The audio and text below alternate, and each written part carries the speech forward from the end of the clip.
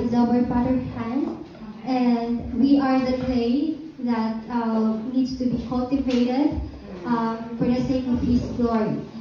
He is our Father's hand, who has the full authority of our lives, that whatever we plan, still His plans will be always followed.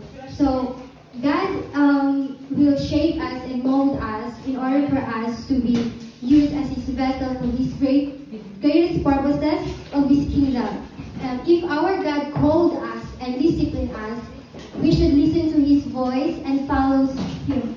So it is our responsibility to do our best, and God will do the rest. Amen. According to the book of Jeremiah, chapter 18, 6 and 8, O house of Israel, can I not do with you as this potter does? Declares the Lord, like clay in the hand of the potter, so are you in my hand, O house of Israel. And if that nation I warned repents of its evil, then I will relent and not inflict on it the disaster I had planned. Amen. Our loving God is a faithful master, gentle to discipline us and guide us, and just.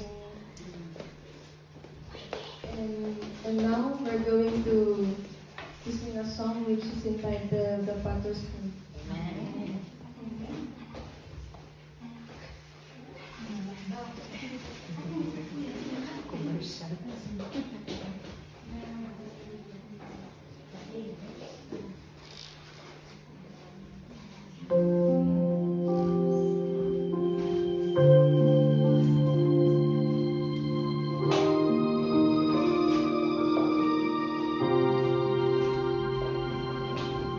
Beautiful Savior, wonderful Savior, I know for sure all of my days are held in your hands, crafted into